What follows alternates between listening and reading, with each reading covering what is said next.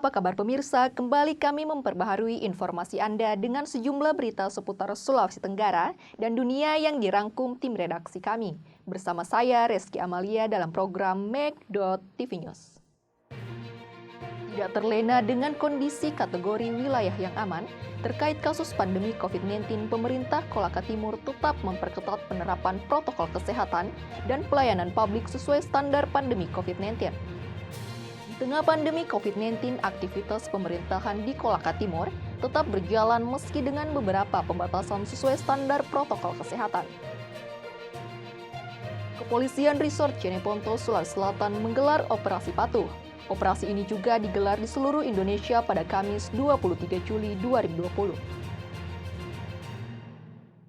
Tidak terlena dengan kondisi kategori wilayah yang aman, terkait kasus pandemi COVID-19, pemerintah Kolaka Timur tetap memperketat penerapan protokol kesehatan dan pelayanan publik sesuai standar pandemi COVID-19. Di tengah pandemi COVID-19, banyak wilayah khususnya di Sulawesi Tenggara yang cukup merasakan dampak yang cukup memprihatinkan. Namun, di kondisi keterpurukan inilah, dibutuhkan kreativitas pimpinan daerah dan jajaran agar roda pembangunan tetap berjalan meski dengan kondisi yang sedikit berbeda dengan masa aktivitas normal.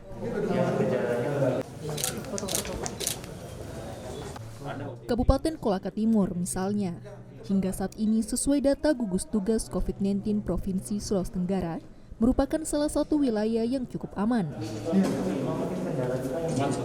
Pemda dan masyarakat terus bersinergi sehingga sosialisasi dan kampanye terkait pandemi COVID-19 cukup gencar dilakukan sehingga Kolaka Timur hingga saat ini termasuk wilayah yang cukup aman terkait kasus pandemi COVID-19. Cukup, Pak. Sudah cukup? Iya, cukup. Boleh? Iya, boleh, Pak. Pemerintah daerah dalam hal Pak Bupati di setiap saat melakukan kunjungan itu selalu menyampaikan kepada masyarakat bahwa ingat bahwa hari ini kita berada di suasana pandemi, ada hal-hal yang mesti kita harus patuhi dan ikuti, dan itu terus digaungkan. Di samping itu kan kita memang sejak awal mulainya ada COVID, Kolaka Timur ini kan gencar sekali sosialisasi, baik itu melalui poster-poster, pemasangan poster, maupun di media-media digital kita selalu sampaikan himbauan untuk kita patuhi protokol kesehatan. Dan saya pikir karena himbauan-himbauan itu mungkin masyarakat sadar, lalu kami kan memang posisi Kolaka Timur secara geografis ada di daerah tengah dataran Sulawesi Tenggara, sehingga memang mungkin masyarakat sadari untuk kurang bepergian keluar untuk keperluan tertentu yang tidak terlalu penting, sehingga memang hal ini bisa memperkecil dampak dari penyebaran COVID-19 itu sendiri di Kolaka Timur. Dan alhamdulillah hari ini sudah zero. Meski demikian, Pemkab dan masyarakat Koltim tidak terlena dengan status tersebut, karena mereka paham musibah bisa datang kapanpun sehingga sikap dan penerapan pencegahan dengan mengedepankan protokol kesehatan cukup ketat diberlakukan di wilayah ini. Akan dalam rangka untuk mengisolasi daripada kuman virus corona ini, karena salah satu penyebarannya adalah sering bertemu, berdekatan, berjabat tangan, bersentuhan, tadi itu potensi. Lebih efektif adalah mereka kita rumahkan untuk tidak sekolah dan tidak boleh keluar dari rumah. Hari ini kita sudah zero semua, baik itu yang terkonfirmasi positif sudah zero, ODP sudah zero, OTG sudah zero, dan PDP juga sudah zero. Jadi secara keseluruhan sudah zero. Walaupun sebenarnya dari kriteria itu tidak bersamaan zeronya. Kalau yang terkonfirmasi positif itu kurang lebih sejak tanggal 8 Juli sudah zero.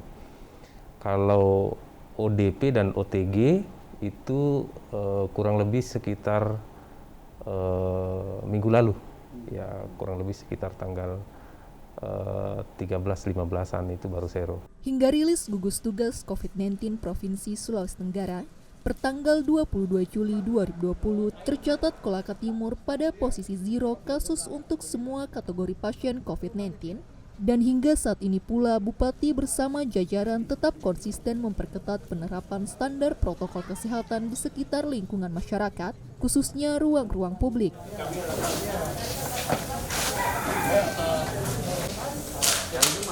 Tim Liputan, Mik.TV melaporkan.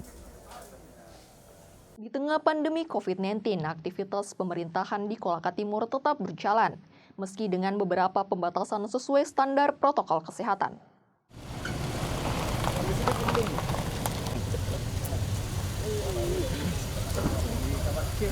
Memang menjadi tantangan besar bagi tingkat pemerintahan dalam menjalankan tugas pembangunan daerah di tengah pandemi COVID-19. Pemerintahan atau aparatur sipil negara memang harus tetap memikirkan bagaimana bersikap dan berpikir positif agar tugas pelayanan publik tetap berjalan. Meski sedikit berat karena harus bertumpu pada panduan protokol kesehatan pandemi COVID-19.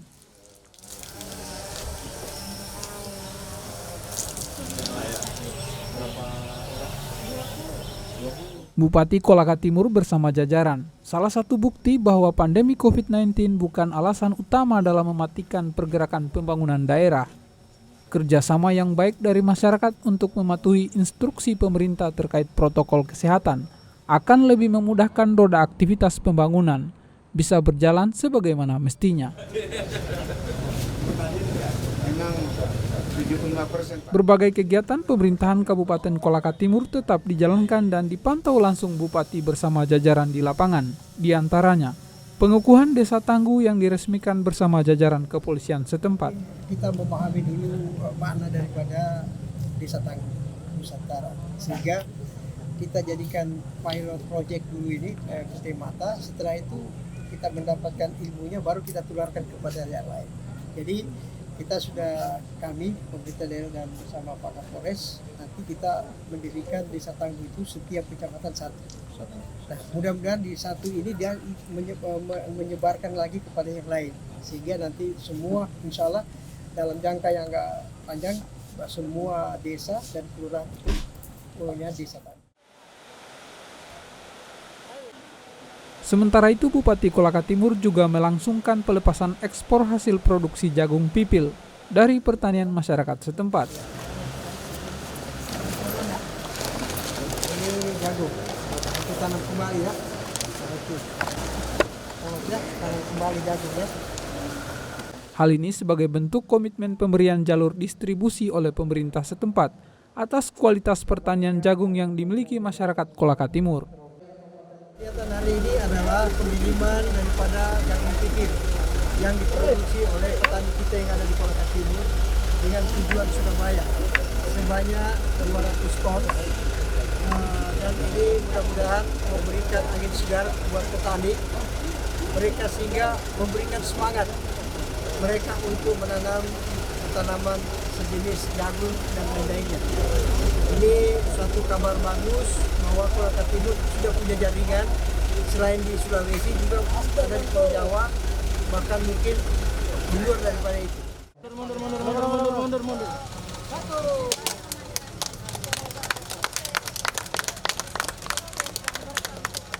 Kabupaten Kolaka Timur terus mengikuti perkembangan instruksi pemerintah pusat dan provinsi dalam penerapan standar protokol kesehatan dalam setiap kegiatan pemerintahan maupun kemasyarakatan, termasuk persiapan new normal.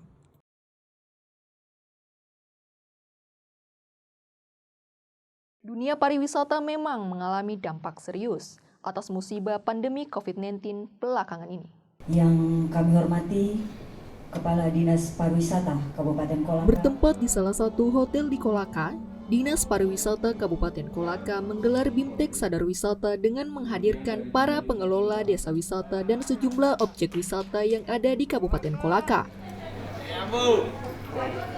Kegiatan ini bertujuan selain untuk peningkatan kapasitas sumber daya manusia bidang kepariwisataan, juga dalam rangka menghadapi era new normal yang tentu memiliki aturan dan ketetapan baru terkait standar pelayanan dan fasilitas yang harus diterapkan di setiap objek wisata yang akan membuka akses kunjungannya. Kegiatan ini sendiri dibuka oleh Asisten 3 Kabupaten Kolaka, didampingi oleh Kepala Dinas dan Sekretaris Dinas Pariwisata Kabupaten Kolaka. Kepala Dinas Pariwisata Kabupaten Kolaka, Zulkarnain Mansur mengucapkan agar industri pariwisata segera menggeliat kembali. Namun dengan harapan wajib menerapkan standar protokol kesehatan COVID-19 yang telah ditetapkan pemerintah pusat dan daerah. Tujuan Bintek Sadar Wisata ini yang pertama tentunya karena saat ini adalah kondisi COVID-19, kita berharap bahwa setelah instruksi Bupati dan sudah melewati prakondisi, kita melakukan Bintek Sadar Wisata karena kita berharap ke depannya destinasi wisata atau industri pariwisata di Kabupaten Kolaka ini sudah mulai menggeliat dengan kewajiban tetap mengikuti protokol kesehatan atau protokol COVID yang insya Allah kita akan budayakan atau menjadikan kebiasaan baru ya, dalam tatanan kehidupan kita secara umum termasuk di destinasi wisata. Misalnya seluruh pengelola dan pengunjung wisata wajib menggunakan masker, kemudian wajib menjaga jarak, dan tentunya juga kita berharap selalu mencuci tangan. Ini yang paling utama tentunya kita harapkan dengan adanya Bintek Sadar Wisata. Kemudian yang kedua tentunya juga kita berharap di destinasi wisata atau industri pariwisata secara umum seluruh komponen wajib hukumnya untuk mengikuti protokol COVID ya. Baik itu pengelola, pelaksana di lapangan, dan seluruh pengunjung tentunya diharapkan untuk tertib dan disiplin untuk mengikuti protokol COVID. Sementara itu dalam kegiatan ini, Ahmad Nisar selaku pemateri utama menyajikan konsep sadar wisata dan sabta pesona dalam materi yang dibawakan. Ya, komitmen yang harus dibangun, kemudian buat master plan. Pemateri juga menegaskan pentingnya para pengelola objek wisata memahami standarisasi atau persyaratan pembukaan sejumlah objek wisata di masa pandemi COVID-19. Jadi ada leveling kalau di tingkat gubernur. Kalau dia memilih, ini pakai mangga, menunjukkan ini penimbunan pasar. Ini Wakatobi Bukalalu. Materi yang disajikan dalam Bintek ini secara garis besar terkait konsep sadar wisata, sabta pesona, dan new normal kepariwisataan dengan mengambil dasar peraturan pemerintah pusat dan daerah. Ketika dia masuk, kan untuk steril semua kondisi badan dan barang-barang itu hanya di titik awal. Sementara dia akan berwisata di situ selama 3 jam. Kuatkan di sisi agronya. Gak usah lagi wisata baharinya diperkuat. Samalah di level pemerintah daerah. Lanjutkan. Kalau tidak berkelanjutan, patah tengah jalan. Tim Liputan Make.TV melaporkan. Itu yang harus dijalankan. Kepolisian Resort Cineponto, Sulawesi Selatan menggelar Operasi Patuh. Operasi ini juga digelar di seluruh Indonesia pada Kamis 23 Juli 2020. Berita selengkapnya usai jeda berikut ini, tetaplah bersama kami di Make.TV News.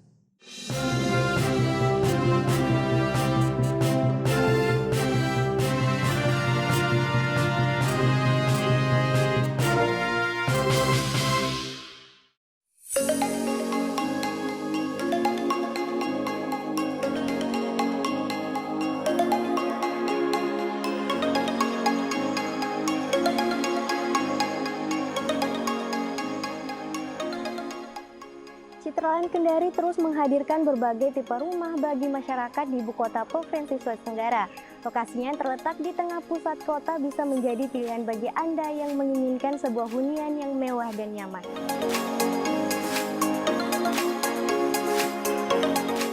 Rumah modern dengan harga sangat terjangkau dan kemudahan fasilitas serta lingkungan yang benar-benar asri, hijau, dan tertata rapi.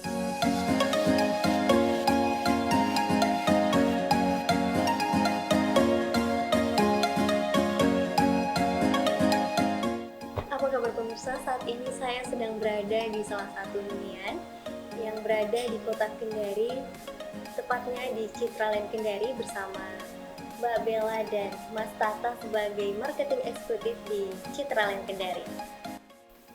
Nah, mungkin pemirsa ingin tahu promo tipe apa saja yang ditawarkan kepada konsumen saat ini. Mungkin Mbak Bella bisa jelaskan kepada pemirsa. Oke, baik, terima kasih. Kalau untuk saat ini untuk promo yang ada di Citraland kita ada beberapa.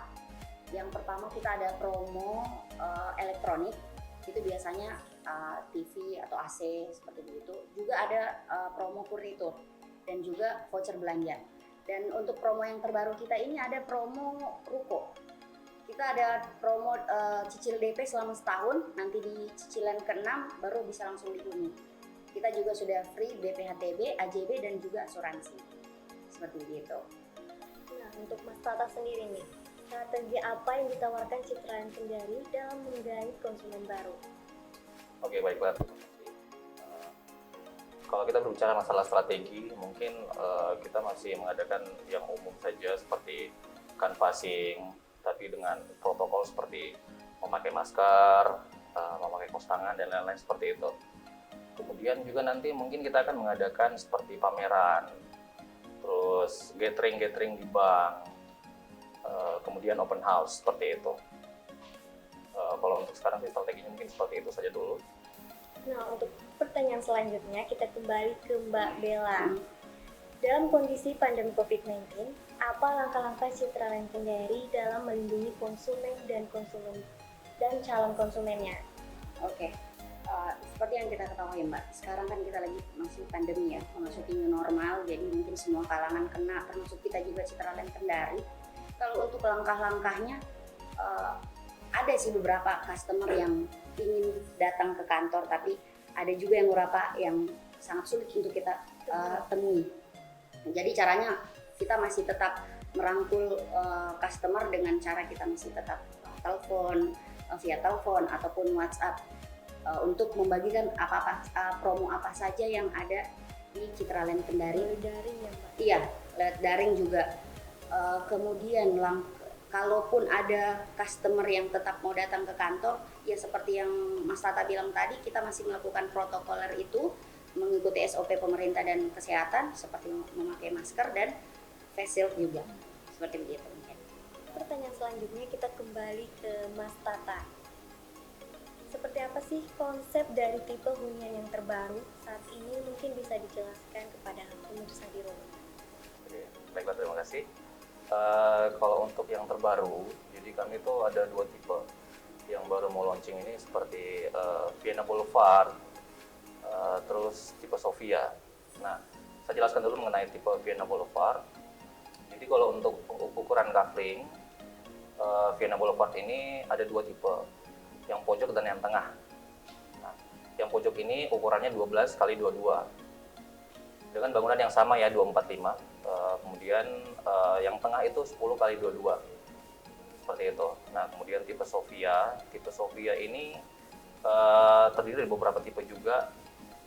Itu yang khususnya yang di pojok seperti Sofia 9, Sofia 8 itu ukuran tanahnya beda-beda. Seperti Sofia 8 yang lebar tanahnya itu 8 x 16, kemudian Sofia 9 x 16, tapi yang tengah itu semuanya sama, ukurannya 6 x 16 dengan bangunan yang sama, tipe 82, seperti itu. Baiklah pemirsa, itulah tadi bincang-bincang saya bersama Marketing Eksekutif Citraland Kendari. Ayo, tunggu apa lagi? Temukan berbagai pilihan unit impian Anda di Citraland Kendari.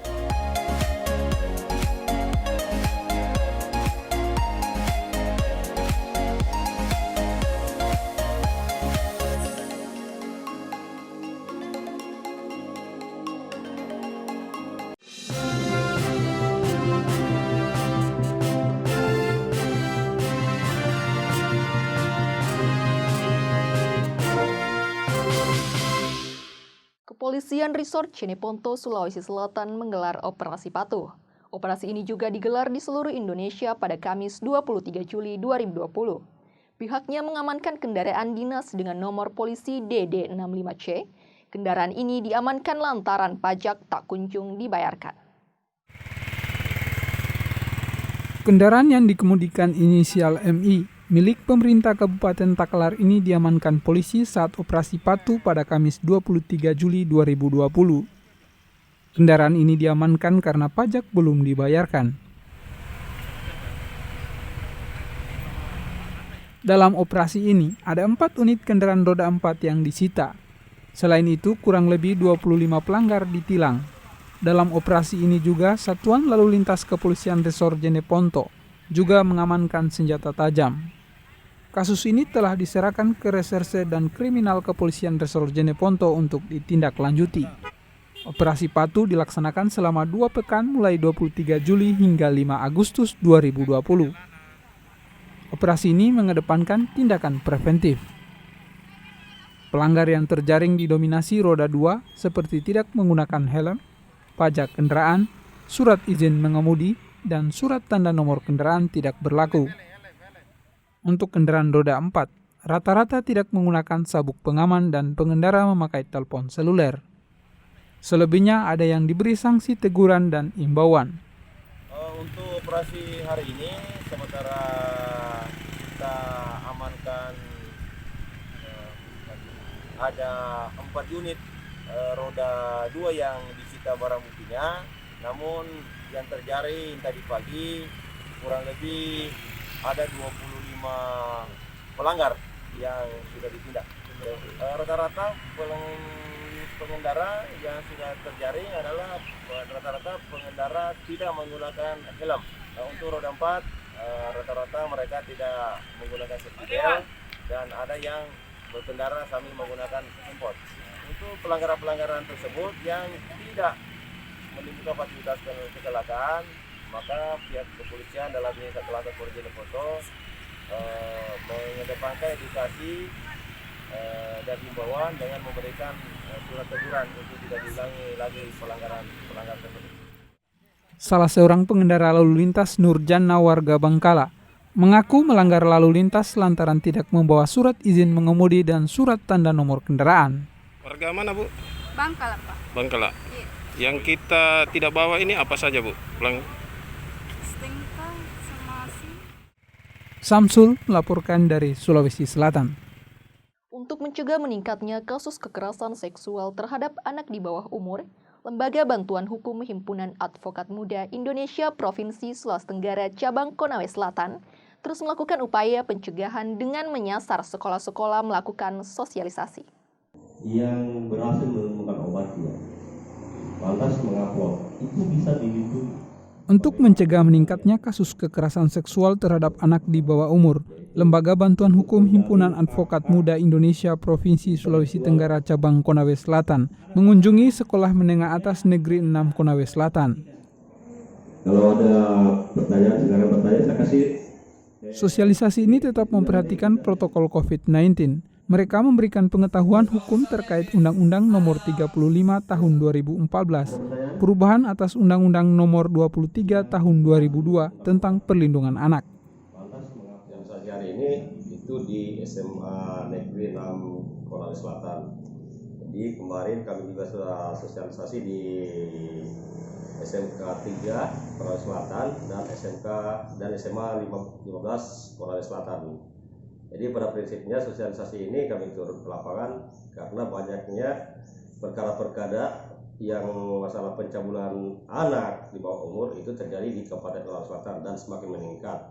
Sehingga kami turun untuk melakukan penyuluhan hukum untuk memberikan pemahaman terhadap siswa agar seyogyanya setiap ada persoalan untuk mereka selalu melapor kepada guru-gurunya atau kepada orang lain yang merasa mereka dekat. Menurut Samsudin, saat ini banyak kasus terjadi korbannya berasal dari siswa atau anak di bawah umur. Untuk itu pihaknya fokus sosialisasi pada sekolah-sekolah. Dari Konawe Selatan, Erlin melaporkan.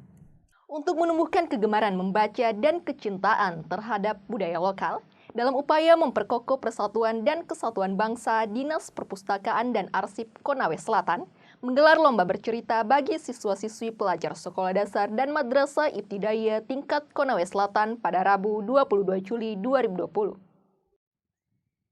Dinas Perpustakaan dan Arsip Konawe Selatan menggelar lomba bercerita bagi siswa-siswi pelajar sekolah dasar dan madrasah ibtidaiyah tingkat Konawe Selatan pada Rabu 22 Juli 2020. Kegiatan yang rutin dilakukan tiap tahunnya ini akan memperebutkan hadiah berupa uang tunai dana pembinaan, piala dan piagam penghargaan. Kita tidak boleh meremehkan omongan orang lain. Kita juga tidak boleh langsung percaya dengan omongan orang lain. kita harus mencari kebenarannya terlebih dahulu. Selain menumbuh kembangkan minat dan kegemaran melalui berbagai bacaan media, lomba ini untuk menanamkan cerita kebudayaan bangsa dan kesatuan satu nasionalisme. Tujuan lain dari lomba ini adalah membiasakan melatih anak untuk hidup cerdas, memiliki mental kreatif dan berkompetensi.